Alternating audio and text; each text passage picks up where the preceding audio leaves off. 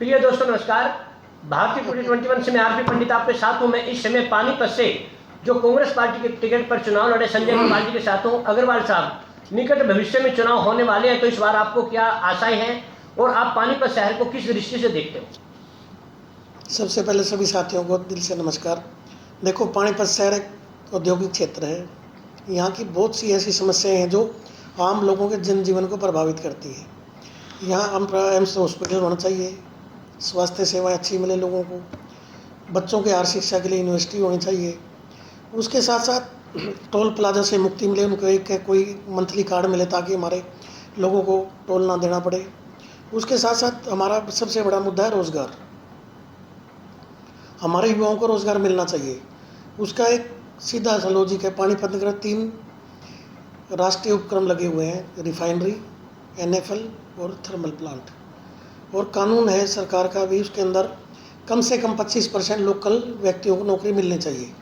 आप रिफाइनरी में चले जाओ, वहाँ 80% तो गुजराती हैं और 20% साउथ इंडियन है।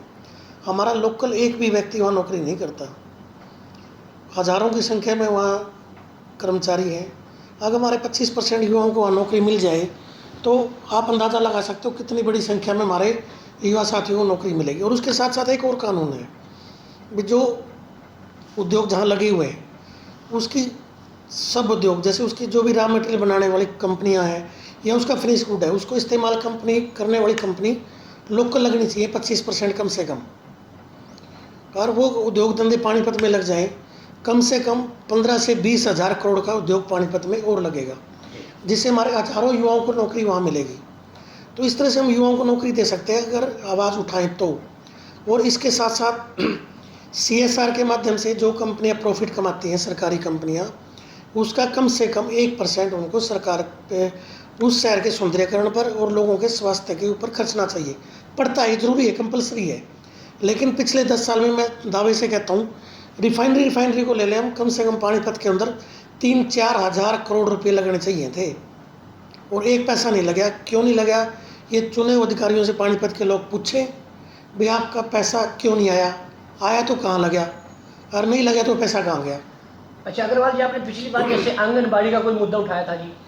आंगनबाड़ी वर्करों को ये 6,000 रुपये तनख्वाह देते हैं सरकार, और एक प्राइवेट इंडस्ट्रियलिस्ट है, उसको कहते हैं भाई आप 14,500 से नीचे एम्प्लॉय नहीं रख सकते। मैंने उस टाइम भी कहा था भाई हम सरकार की कोर्ट में लड़ाई लड़ते हैं सरकार के खिलाफ। जब वो प्राइवेट व्यक्ति को कह सकते हैं भाई आप 14,500 से कम एम्प्लॉय नहीं रख सकते, तो सरकार कैसे 6,000 में एम्प्लॉयमेंट कर सकती है? क्या ये लोग उस प्रदेश का हिस्सा नहीं है क्या, जिनसे आप 6,000 रुपये 24 घंटे काम कराते हो? और सबसे दुखदाई बात है, जो आंगनबाड़ी वर्कर है ना, उनके 6,000 रुपये में 24 घंटे काम लिया जाता है। किसी महिला को प्रसव पीड़ा होगी रात के 12 बजे तो उसको जाना पड़ेगा आंगनबाड़ी वर्कर को, उसकी हिम्मत नहीं मना कर दे। तो बड़े दुर्भाग्यपूर्ण है। और मैं आपसे वादा करता हूँ आपके माध्यम से सभी आंगनबाड़ी वर्कर बहनों से कि जब कांग्रेस पार्टी सरकार आएगी, आपकी तनख्वाह हम 14,500 से ऊपर करेंगे। इसके लिए हम पूरा प्रयास करेंगे, चाहे कानून की लड़ाई लड़नी पड़े। संजय अग्रवाल पीछे हटने वाला नहीं है, जो बात कहूँगा वो करके दिखाऊंगा। आपके माध्यम से वादा है मेरा, आप इस बार कांग्रेस पार्टी का साथ दो, हम आपकी तनख्वाह 14,500 से ऊपर करेंगे। तो देखिए, संजय अग्रवाल जी ने पिछली बार जब 75 पार का नारा भारतीय जनता पार्टी की तरफ से बहुत जोर शोर से लगाया जा रहा था, उस समय एक बिल्कुल कम समय में टिकट मिलने के बावजूद भी 40,000 वोट लेने का एक रिकॉर्ड बनाया था।